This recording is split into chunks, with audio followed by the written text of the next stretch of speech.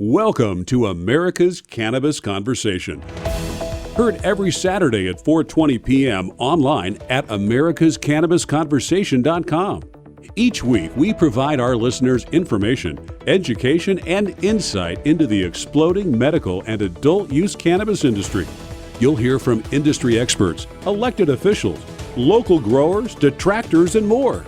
Learn how to build your own cannabis business, how to grow the product, what's legal, and where it's legal. Tune in each week to hear the latest industry news and updates from the American Cannabis Industry Association in Washington, tips on investing in cannabis, personal success stories, and more. It's time to join the conversation. And here's your host, Dan Perkins.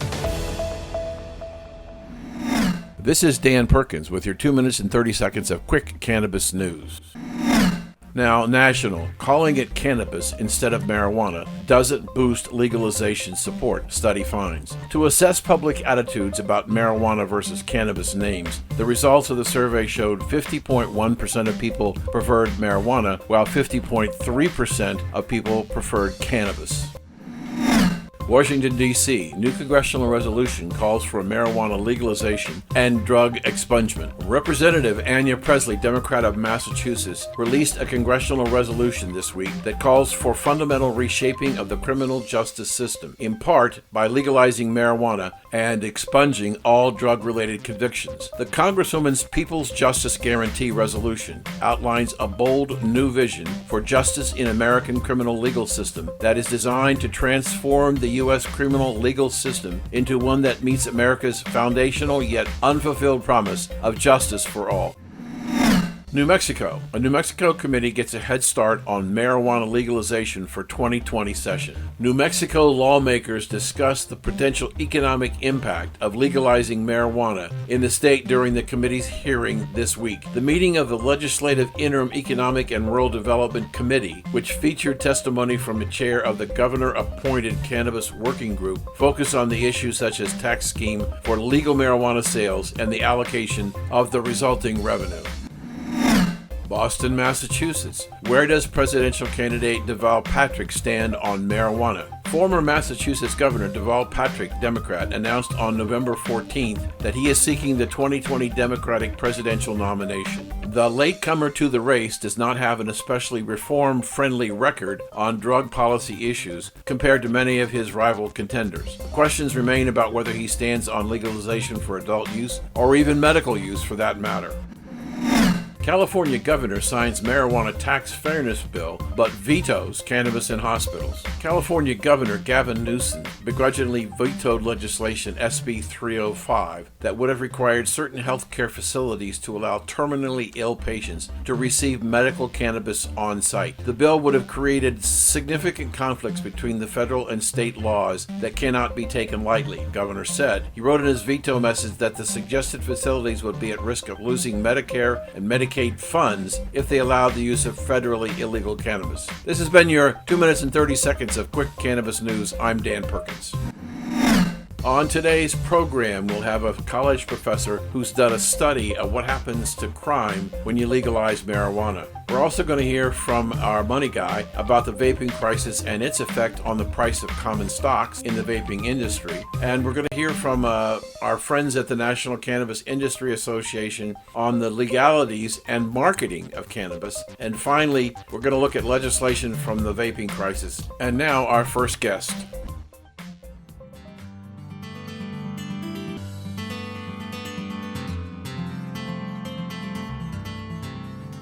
Welcome back to the conversation. And today we want to talk about truth. What I mean by truth is that there's a lot of huge amount of misinformation, bad ideas, urban legend, whatever you want to call it, and reaching out people who can help us understand the reality of what's going on. And we're privileged today to have Dale Willits of Washington State University, a researcher who participated as a co-author of a study on one of the most important, I say, myths, and that is when you put a dispensary in, crime grows up. Dale, thank you for joining us today on America's Cannabis Conversation. Oh, thank you. Thank you very much for having me. you participated in this study, which was looking at whether it was true that if you put a marijuana dispensary in place, the crime rate's going to go up. Serious crime rate's going to go up. What did you find? So what we did is we looked at Washington State and Colorado. These were the first two states to legalize for recreational purposes cannabis in the country, both in 2012. And we looked at both the point of legalization, so for both states, late December or late 2012, as well as the start of sales, which happened July 2014. And we compared those two states to 21 other states that have no cannabis laws whatsoever. We really wanted to compare it to those states because there's other states out there that have since legalized, or there's states out there that have medical laws. And, that confounds it if you compare to those states. So we compared only to the states that haven't done anything.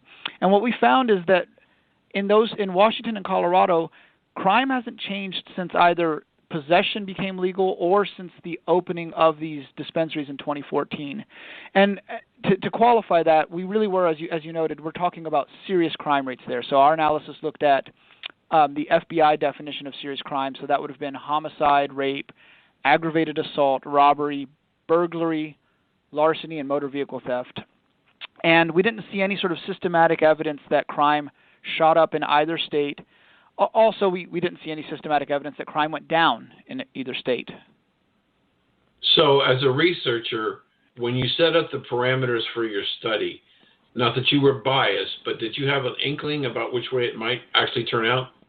Yeah, I think that so you always have some, I think, sort of built-in hypotheses that you go into a study with. And in this case, as a person who has spent quite a bit of time both thinking about crime but also studying crime, my general sense is not to say that drug policy is irrelevant, because there is a place, and I can talk about it in just a second, where drug policy does seem to affect policing activities and crime. But overall, the largest drivers of crime tend to be things that you would expect. They tend to be related to the economics of a city or of a state, right? So you think of things like unemployment or inequality or median income. Even factors like segregation, we know that's strongly related to crime rates.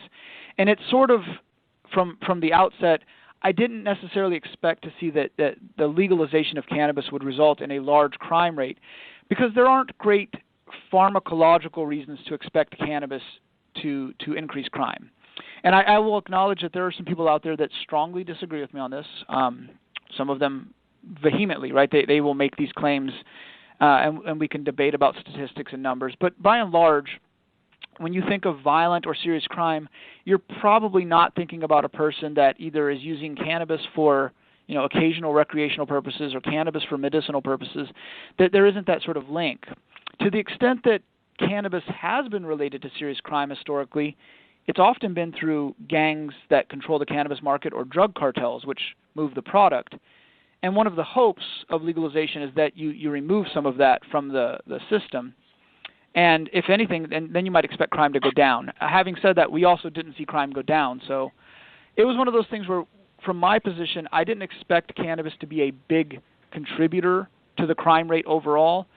And so I really didn't I wasn't super surprised to see this null or no change result.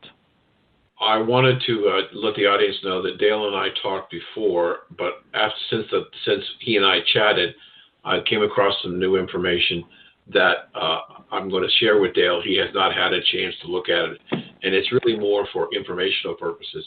I saw a study that was done that said right now the percentage of both medical and recreational or adult use dispensaries that have been robbed in the last 12 months is approaching 20% of all the dispensaries, and that the average cash theft is about $273,000.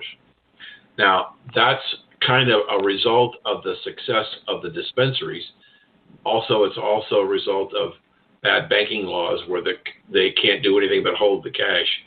But did you see any of that coming as far as the risk to the dispensaries themselves of selling in particular markets?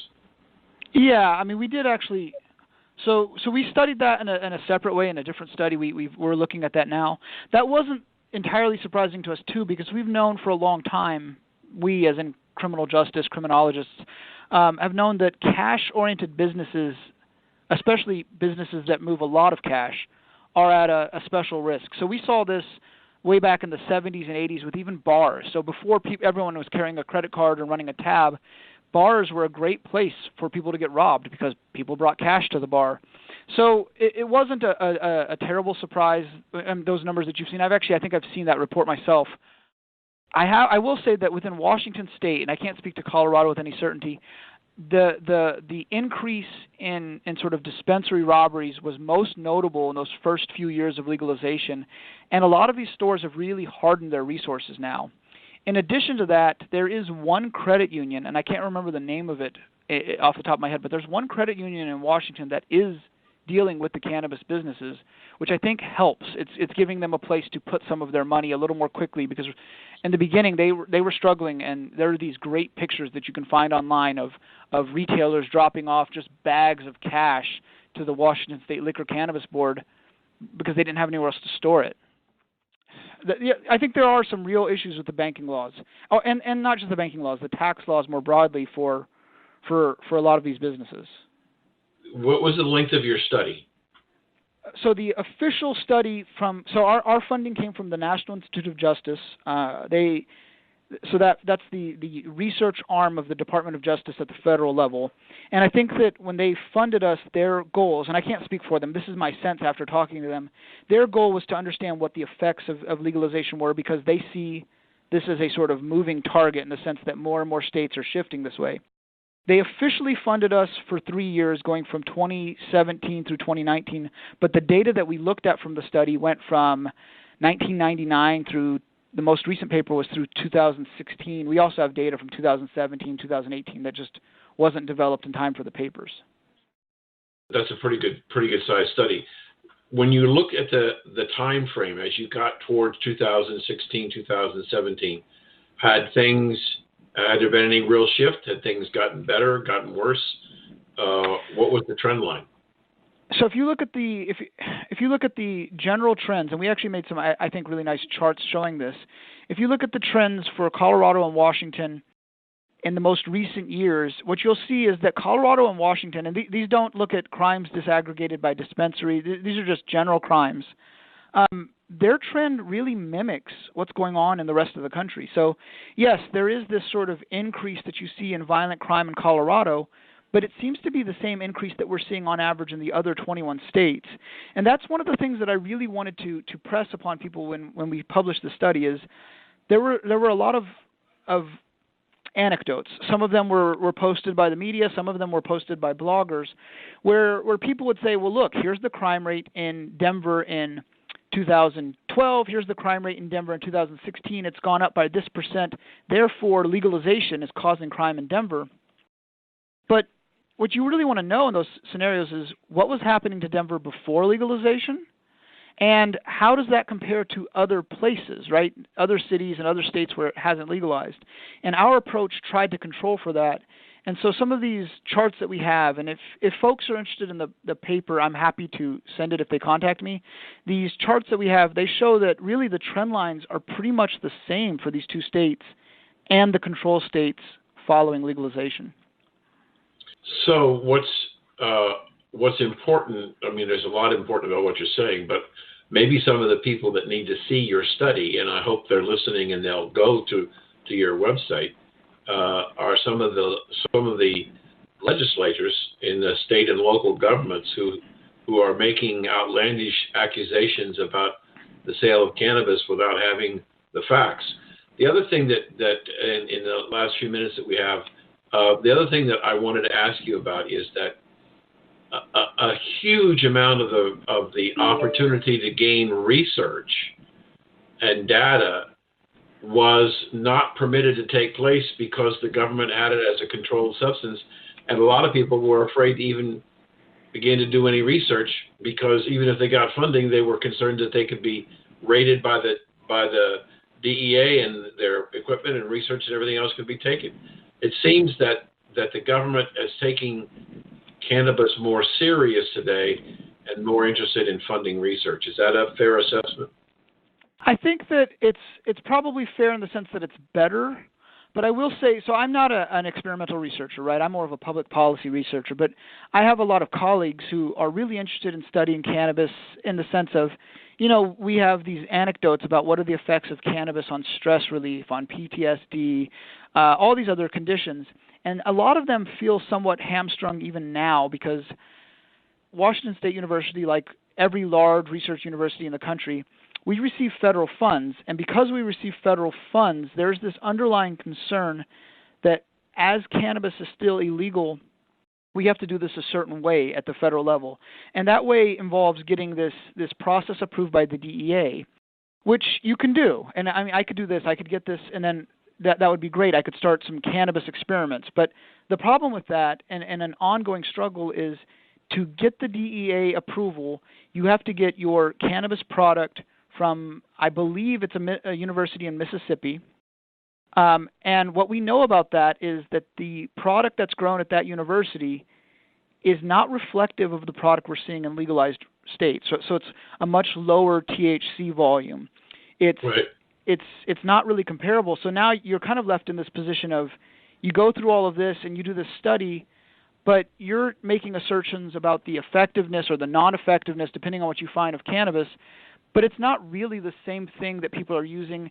And all of that still misses the sort of, we know that generationally, different people are using cannabis in different forms. For instance, we know that vaporized products are much more popular among the youth, whereas that doesn't seem to be the trend among older adults.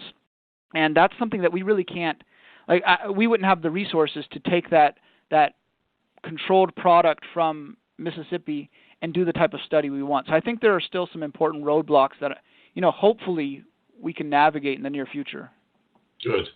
We've been talking to Dale Willits, a professor at Washington State University, who is a co-author of a report on crime around the sale of cannabis. Dale, how do people get a hold of you and look at those papers in your reports? So the best place to get a hold of them is at, if you go to I don't have a great, nice, short address, unfortunately. That's not how the university works. But if you search for Dale Willits and Washington State University, you'll find my faculty profile, and there you'll have some papers that are posted as well as my contact information, and I'm happy to share out with any of the viewers. I guess the best way to get a hold of me is probably through email. So I have an email address. It's dale.willits@wsu.edu, and all of my research information is posted on my faculty profile at Washington State University's Department of Criminal Justice and Criminology website. Okay, we'll put that link that with the show on the website. Thank you for joining us. Oh, thank you.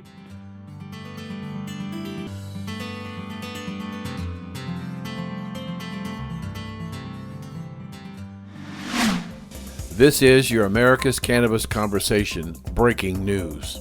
The MORE Act approved by the House Judiciary Committee. In a vote of 24-10, the House Judiciary Committee approved a bill that would effectively end marijuana prohibitions this week. The Marijuana Opportunity Reinvestment and Expungement, or MORE Act of 2019, or H.R. 3884, was introduced by the House Judiciary Committee Chairman Gerald Nadler, Democrat of New York, and currently has 55 co-sponsors. This is the first time that the Congressional Committee has held a vote, let alone approved, a comprehensive bill that would make cannabis legal.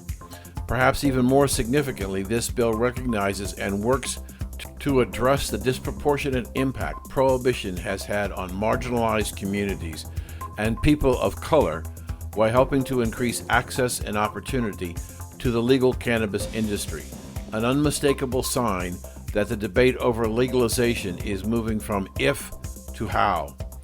The MORE Act would federally decriminalize cannabis by removing it from the Controlled Substance Act and would require the expungement of past federal cannabis convictions.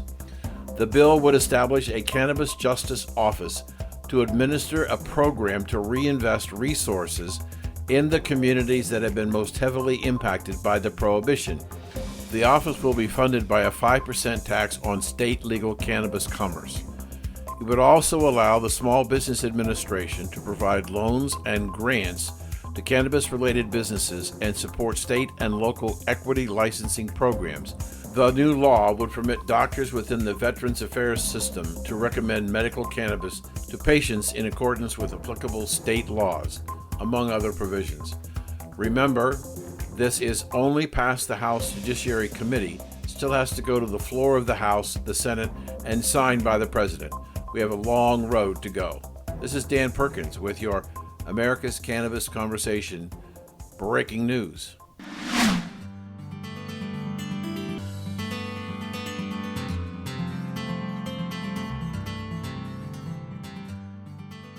Welcome back to the conversation, and joining us now in the conversation is Anthony Planas of Banyan Hill Publishing, who's our money guy.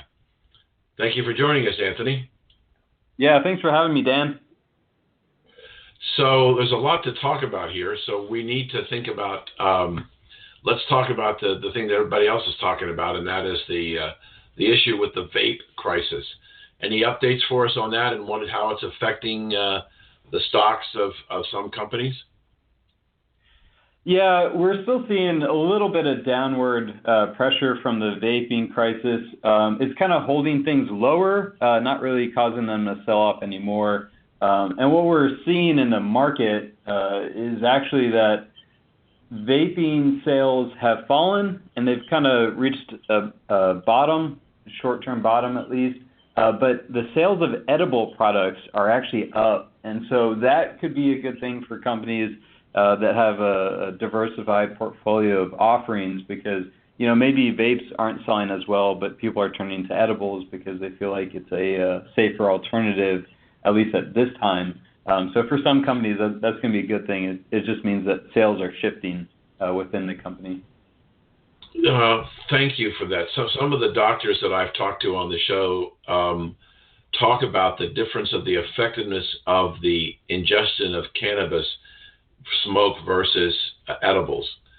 And they say that the edibles, when they have to process through the gut, are not as effective as vaping, or even for that matter, gummies are candy tablets under the tongue, so that the edibles are the least productive. But apparently the consumers are thinking that they're safer than vaping. Do you think that this is going to be the end of vaping as we know it? We got Massachusetts putting a ban on all vaping, period. And I know other states are considering it. Are we at a major turning point for the vape industry? No, I really don't think so. I mean, we've had decades of tobacco fear mongering about smoke and obviously it's deadly effects, deadly long-term effects, and so if that market has been able to survive decades of negative publicity and negative sentiment. I don't see any reason why vaping, which right now it's a black market issue, it's not an issue with all vapes, it's an issue with a subsector. So I think in a couple of years, people are going to barely remember this incident. I think there's going to be overreactions. I think that's going to be a problem in the short term. But long term, I think common sense will prevail. We're going to see that the black market is going to really be the issue behind all of this.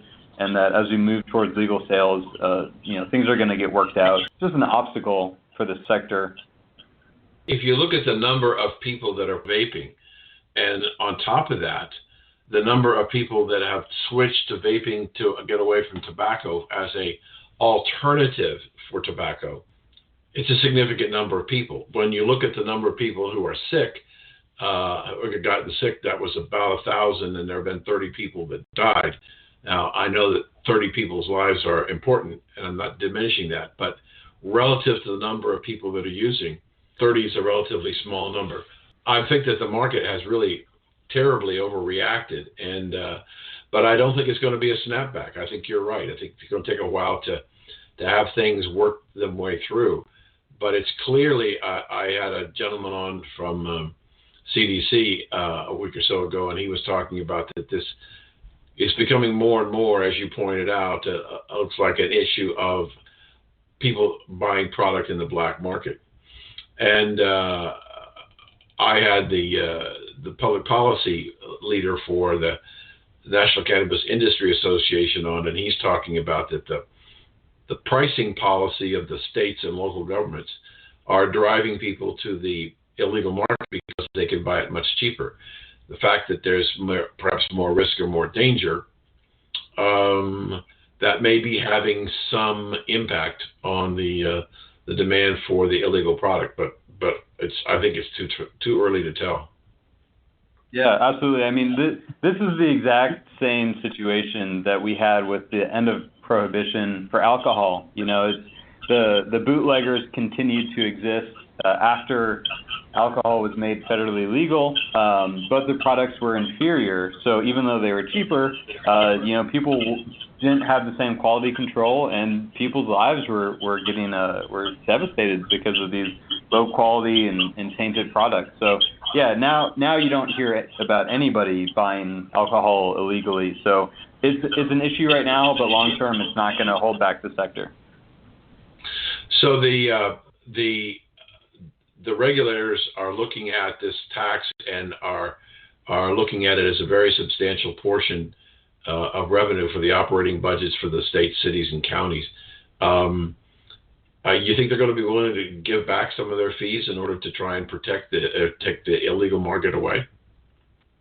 No, I don't really think so. You know, I think they're going to maintain the taxes. They're going to tax it as much as they possibly can. And in some situations, I think we're going to see areas that are just taxed too highly.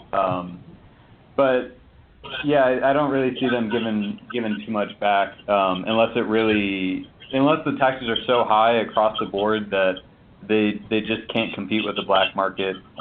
But I think in most situations, they're not too high. Right. We're speaking with Anthony Planas from Banyan Hill. He's talking to us about investing. And how do people get a hold of you, Anthony? Yeah, go to banyanhill.com, and then you'll find me there, Anthony Planas, and you'll be able to read all my editorial content and have access to signing up for our paid content as well.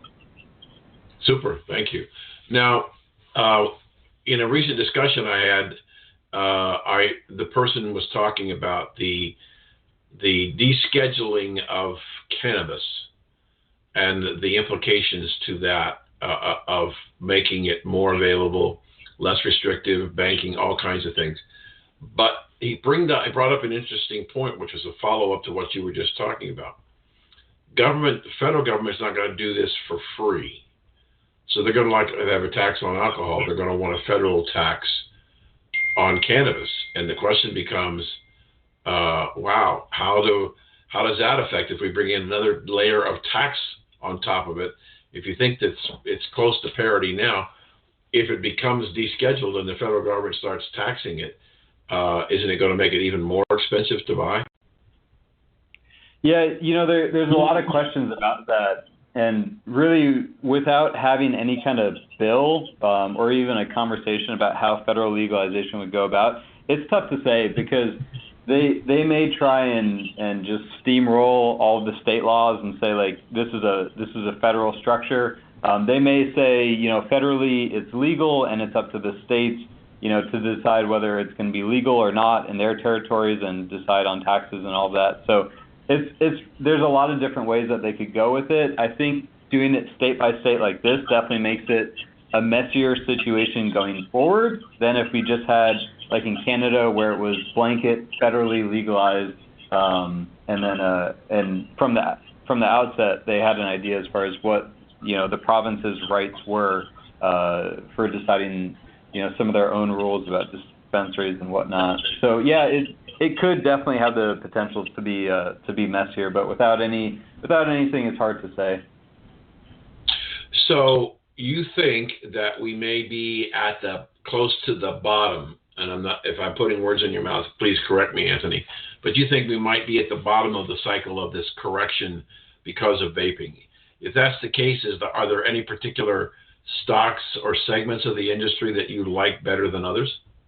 I think we are pretty close to the bottom. I'm never going to say, this is it, because there could always be another thing pop up. But yeah, I think we're pretty close to the bottom. As far as names, the names I like the most are the ones that are well capitalized, that have a lot of cash. So we're seeing a big cash crunch across the industry where, sales are not what they expected, costs are a little bit higher than they thought. And so in the Canadian market and the U.S. market, we're seeing some companies really start to struggle. In Canada, I really like Afria for its ability to reduce costs and get to positive earnings, and pretty consistently over the past couple quarters stay in that trend line.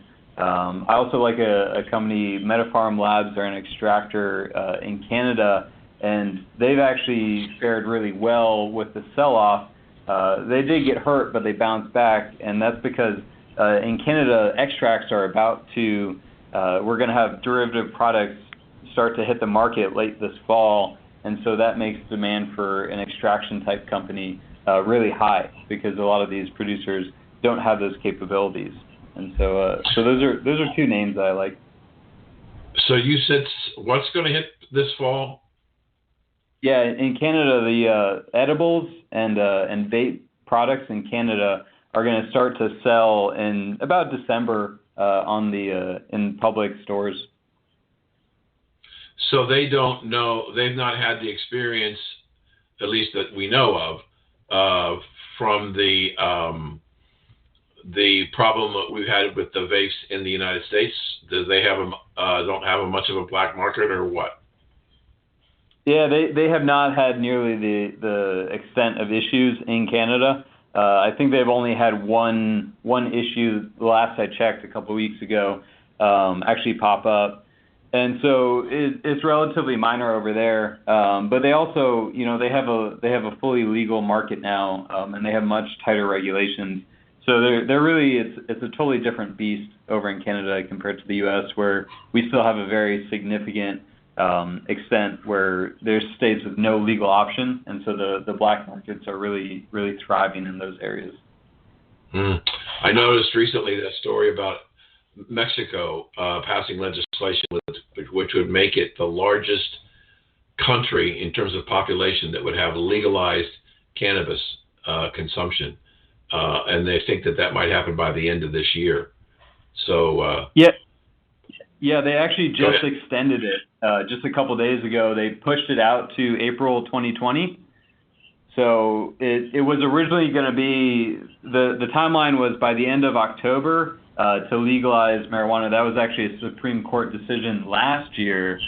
And so they had put October as the deadline. And basically what happened was the lawmakers were trying to get stuff together last minute, and you know how it works with lawmakers, that's not the best situation. And so basically they went to the Supreme Court and asked for an extension, that way they can do it right.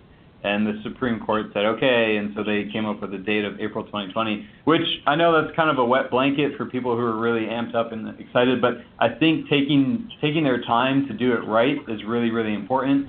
And so in the grand scheme of things, this is a very minor delay, and hopefully it's done right. So just as a quick side, you said April 2020. Yes, that's the date they put out. And so that's 4/20. Yeah, that's correct. Yeah, I just realized that. All right, me too. All right, Anthony, thank you for joining us. How can people get in touch with you one more time?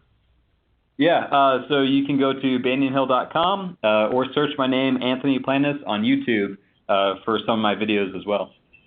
Thanks for joining us. We'll be back in a moment.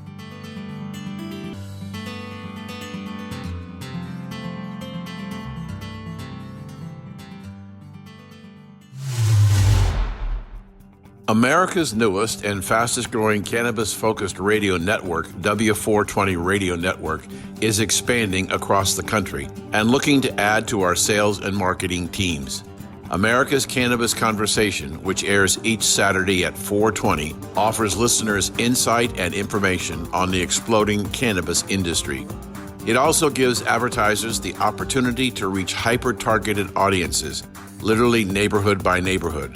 We are looking for motivated individuals who want to start their own businesses in markets like Boston, Las Vegas, Reno, Orlando, and more. To get more information on this opportunity or to apply, visit americascannabisconversation.com.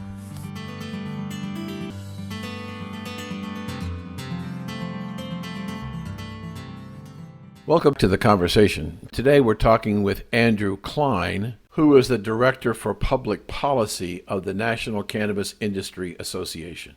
So welcome to the conversation, Andrew. Thank you. Thanks for having me. So tell us about the Cannabis National Industry Association, and more specifically, your Public Policy Committee. What is it? What was it formed to do? Sure. So the National Cannabis Industry Association is the largest national trade association for the cannabis industry. We've got about 2,000 members, both license holders and ancillary businesses. And our organization does three things around three pillars, basically: community, education, and advocacy. On the community side, we produce 4 big trade shows every year, some regional events called caucuses where 100 or so people come and hear from either myself or our head of government relations. And we try to just, create opportunities for people to network.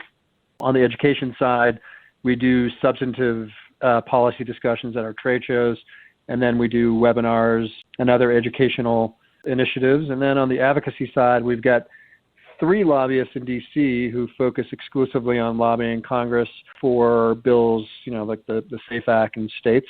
And then I lead the Policy Council. Policy Council, and you can find out more information on our website if you click on Policy and then Policy and Advocacy and then Policy Council at the top. You'll see bios and pictures of everyone who is involved. We have about 30 members, scientists, doctors, lawyers, cannabis entrepreneurs, others who have equities in the cannabis space. And basically we are doing a number of things, but primarily we are drafting white papers on issues that are of import to the industry and then building advocacy campaigns around those white papers. So by way of example, about 2 weeks ago, we released a 45-page paper, a plan on how we think cannabis should be regulated at the federal level once descheduling happens.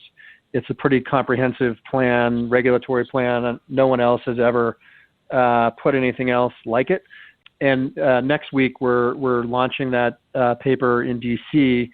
at an event on November 12th in front of members of Congress and congressional staffers and members of the cannabis community in D.C. to sort of, summarize our plan and take questions about it. The Policy Council meets once a month by phone and then 4 times a year in person. We're talking with Andrew Kline from the National Cannabis Industry Association, where he is the head of the Public Policy Council. You put a lot of things on the table there about all the things you're doing. I'm fascinated as your organization looks forward. We seem to have hit a rough patch in the industry in the sense that the vaping issue, which we'll talk about in another interview later, but the vape issue, the pricing of cannabis, the confusion in the states of regulating and who's going to regulate, and Los Angeles wants to rescind all the licenses and start over again. It sounds to me like it's an industry in chaos. Is that a wrong assumption? Well, I don't think it's an industry in chaos. I think that, we are dealing with some challenges, and like any other industry facing challenges, the industry is trying to figure out what the proximate cause, when we're talking about the vaping issue, the industry, much like the CDC and FDA and others are trying to figure out what the proximate cause is so we can figure out what a reasonable solution is. But I see the industry galvanizing and really trying to do the right thing. It's hard. I mean, anytime you face a crisis, and this is a big challenge, right? We've seen over 1,000 deaths. We've seen over 1,000 illnesses and over 30 deaths. So we want to take this seriously. But again, and we want to act responsibly. But we also need to understand better what the proximate cause is, and we just don't have those answers yet from the federal government. You know, it's interesting, all the stuff that I've been reading recently. We're speaking with Andrew Kline of the National Industry Association. And while I've got it, Andrew, how do people follow you or find information about your organization? So we do, if you get on our website and you sign up, we've got a database of over 50,000 people, and we do weekly blogs. I've been doing quite a few on the vaping issue, so you can just sign up and you'll get information every week from us. I'm also on LinkedIn and try to post there as much as I can. And then NCIA is on Facebook and Instagram as well. What is the web address for the association? It's www.thecannabisindustry.org. Super, thank you. You know, one of the things that I've been reading is that while you and your organization are working to deal with let's call them the honest people, we have a group of people who are not honest and are probably not members of your organization. It appears that the illegal cannabis sales are greater than the legal sales, and it really hard to deal with policy when the legal people don't have to follow the rules or even the suggestions of your organization.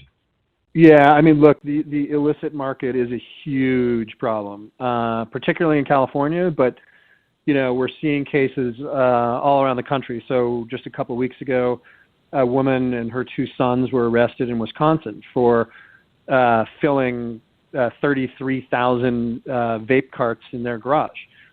And, we're seeing the unregulated, untested, illegal market infiltrate what is a very regulated, safe environment in 33 states. And it's really troubling because, if you're not testing products to know whether there are heavy metals or pesticides in the products or mold, it's impossible to protect the public health. And so we need to do a better job to displace the illicit market. I'm actually working with a commissioner right now on the Cannabis Control Commission in Massachusetts on trying to bring law enforcement together with the private sector to try to tackle the illicit market and try to displace it. The other problem with the illicit market is that they're not paying taxes, and so their products are cheaper. And so people, are attracted to lesser expensive products. But those products, could be quite unsafe, as we're seeing with the vape crisis. People adding vitamin E acetate or coconut oil or other thinners to cannabis oil without knowing what happens to those molecules when they're exposed to high heat and you're ingesting them in your lungs. You've only got two lungs, and you can't replace them. So. Right. So what do you think as a person in charge of looking at policy, what do you think is the largest challenge, biggest challenge, most important challenge, whatever you want to say it, for you and your industry facing today? Yeah, that is a tough question because there are a lot of them. So I didn't mean to put you on the spot. No. Look, I mean, everything starts with the fact that cannabis is a Schedule I drug.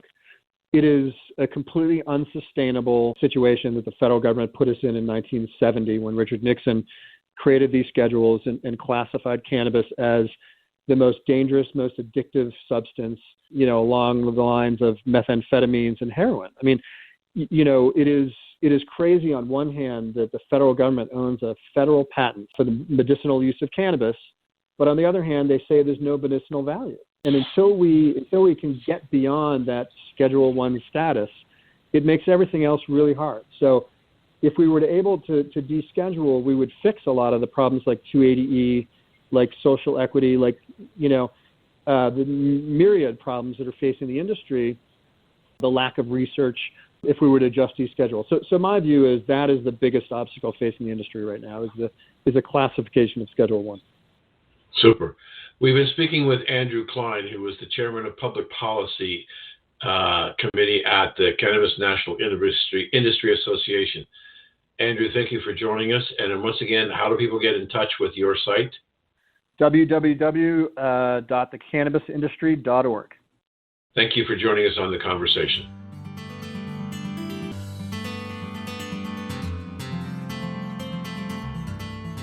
This is Dan Perkins, your host and co-creator of America's Cannabis Conversation. You will hear real people telling their story of how cannabis helped them, or business people who grew their business. Come back for more. And now, let's meet our guest.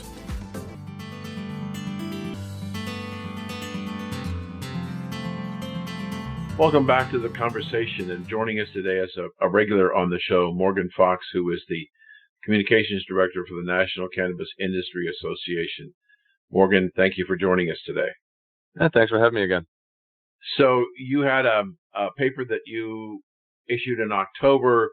You had some meetings yesterday on the Hill, and I'm curious as to whether or not the vaping crisis had any impact on the attention that people were paying to what you've been saying. Well, absolutely. I mean, we came out with our recommendations for what the structure for federal regulations for around cannabis and cannabis products should look like back in early October, right when a lot more cases of vaping illnesses were starting to come out. And I think that it's really important to just think about the fact that the vast majority of these products were obtained on the illicit market and produced in the illicit market. No conclusive cases have been shown to be caused by regulated products.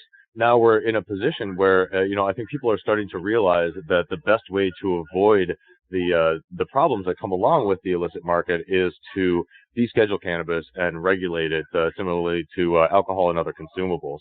That really depends on the exact type of product that you're talking about, which we describe in the paper and break out into 4 different lanes and assign regulatory responsibility for those. But I think that we're really starting to see the conversation move towards regulation as a way to avoid future illnesses or public safety issues that could be associated with cannabis products, but also as a way to help displace the illicit market, either by bringing illicit actors into the legal market and making sure that they're regulated, or by making it impossible for illicit actors to be able to compete with legal and regulated businesses. We're speaking with Morgan Fox, the Communications Director for the National Cannabis Industry Association. I read several times the release from the CDC last Friday about the causes of the problems with vaping, and it clearly pointed out that, well, not 100% sure, the overwhelming amount of evidence is that the problem was caused by this synthetic vitamin E, which was used as a propellant for the vape process. And I'm curious as to whether or not everybody in the industry, and I'm not asking you to take a poll, is everybody in the industry still supporting the idea of regulation of this product, or are there some people who feel that regulation is just nothing more than government interference? Well, I think that's that sort of a question is not really taking into account a lot of nuances. Well, first of all, vitamin E acetate isn't a propellant; it's a thickening agent, and it's almost never used in the legal regulated market. Even though there's a lot of states that don't explicitly ban it or mention it at all or test for it, it's not something that most regulated producers are interested in including. Generally, it's used to cut cannabis oil in illicit market production in order to be able to spread your product out farther and make more money. And that's not something that regulated businesses are worried about, nor do they want to expose consumers to. So it's really not that big of an issue. But we recommended that anyone that might be using it in the legal market to stop doing so immediately, way back in September when it was first suggested that this could be a possible cause. But we also have to think about the fact that, this isn't necessarily the only thing related to illnesses. It could be a number of other factors, including faulty cartridge devices and, potentially pre-existing medical conditions or problematic use patterns. These are all things that we need to be on the lookout for. And without regulation, particularly at the federal level, we're not going to be able to have a structure in place to be able to find these things either now or in the future before they happen. Because the technology around cannabis consumption methods is only going to continue to evolve. And we need a solid regulatory structure in order to be able to provide uniform safety standards, open up research so that we can get ahead of these things before they become an issue, and then provide guidance to state regulators so that they can do their jobs better than they've already been doing them. I saw a special on weed on CNN, maybe a month ago, and they were talking about the current crisis before the CDC did anything. And they were talking about this young man who almost died, and he bought a cartridge. Now, if you take him at his word, he bought it at a legal store, but when they went there, they found it in the store, but nobody seemed to be able to know how it got in the store. It was clearly tainted product. It wasn't regular product that would have been subject to the scrutiny of the state. How do we have the operators, the dispensary operators, make sure that the product that they're putting on the shelves, one is one that's been appropriately tested and verified, and not an opportunity just to take more money by putting in a product that they buy really cheap and they can sell it expensively?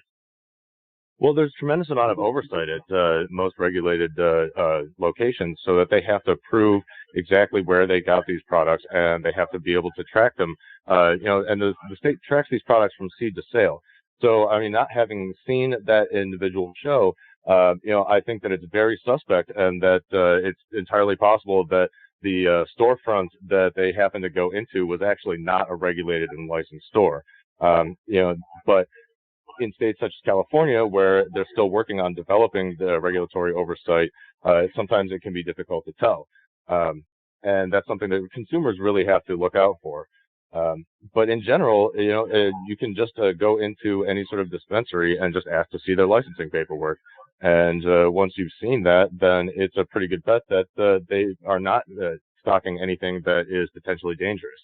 Of course, that's going to be barring things like recalls. But those happen because regulation is happening and because there is oversight.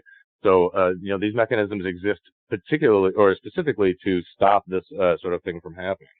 We're talking with Morgan Fox from the National Cannabis Industry Association. By the way, Morgan, how could people follow you and follow the organization?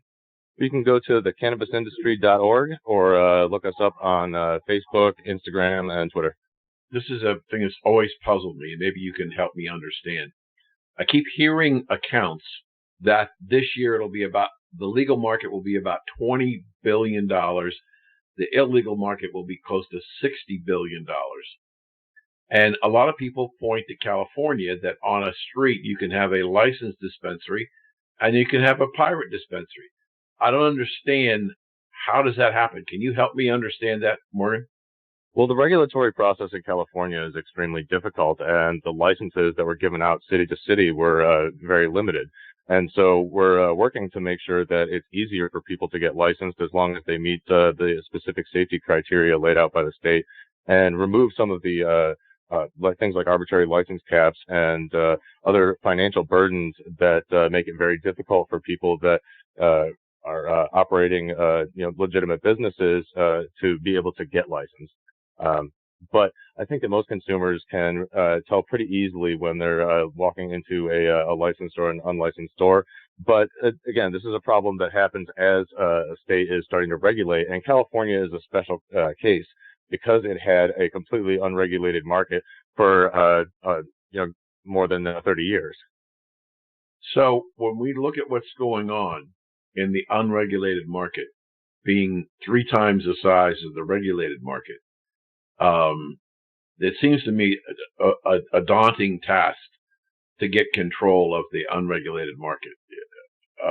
Well, you have to think about the fact that they're talking about the total national market, and there are only 11 states that have legal cannabis for adults. So the entire rest of the country is still dominated by the illicit market. Okay, good point. Good point. I saw an article this week that there are 2,300 applications for 360 licenses in the state of Missouri. 2,300 applications. So there seems to be a lot of interest, even though some companies are beginning to struggle to make a profit in the cannabis industry. Are we about to hit a slowdown in this business, or what do you think is going to happen? Well, overall, I think that people are starting to shift more towards solidifying their current market position as opposed to working towards constant expansion. But that's a little bit beside the point. When you're looking at issues such as tremendous interest in getting a small amount of licenses, you really are inviting the possibilities for corruption and putting competition into the application process instead of into the market where it belongs. So how do you fight that, Morgan? How do you? And I don't want to use the word fair. I mean, if you've got legitimately 2,300 organizations that want to get some of those 360 licenses, how do you balance the demand versus supply? Well, you also have to remember that the Missouri program is for medical only, so it's a slightly different issue there. But in general, the best way to do it is to make sure that there are low barriers of entry and not have any sort of licensing caps, and make sure that, so that way anybody that meets the safety and other licensing requirements that are needed can then get a license. And that way, there's no competition in the application process. You don't have to necessarily have tons of capital, and you don't necessarily have to be, some big operator. Really, anybody that meets the criterion can then get a license, and then whether or not they survive is up to their market prowess. Yeah, you raise an interesting point. I wonder if at what we're seeing here is that the entry cost has risen so ridiculously. I mean, I've seen prices for dispensaries that are obscene. It basically froze out the small guy to try and build a business. Do you think that we have Illinois coming on in January as a recreation state? What's your outlook in 2020 for other states coming on? Well, it looks like a number of states in the Northeast are already working towards not necessarily a compact, but are trying to determine the best ways to legalize cannabis so that the state laws will be relatively similar and there won't be too much conflict throughout the region. It's still up to the individual state legislatures, but I think that it's very likely that one or all of them will actually pass some sort of adult use legislation next year. And some people think maybe it'll still happen this year, but I think that that's probably being overly optimistic. And then we're looking at ballot initiatives in a number of states, places like South Dakota, Nebraska, and elsewhere that are going to be pushing for either medical or adult use programs. So I think that it's very likely that we're going to see at least a few more states pass some form of cannabis policy reform bills or initiatives next year. It's also going to be a big topic in the presidential elections with the Democratic candidates, for the most part, with a couple of exceptions like Joe Biden and a few others, climbing over themselves to try to come up with the most progressive and most fair ways to end prohibition and undo the harms caused by the war on drugs. Well, we've covered a lot. We've been talking with Morgan Fox of the National Cannabis Industry Association, one of the regular contributors here on America's Cannabis Conversation. Morgan, one more time, how do people get a hold of you and follow what you guys are doing? You can find us at thecannabisindustry.org, and we also have weekly newsletters that you can sign up for there. And you can find us on Facebook, Twitter, and Instagram. We've been talking to Morgan Fox. Thank you for your insight, and we appreciate it, and we'll talk to you again soon. Thanks, Dan. America's Cannabis Conversation.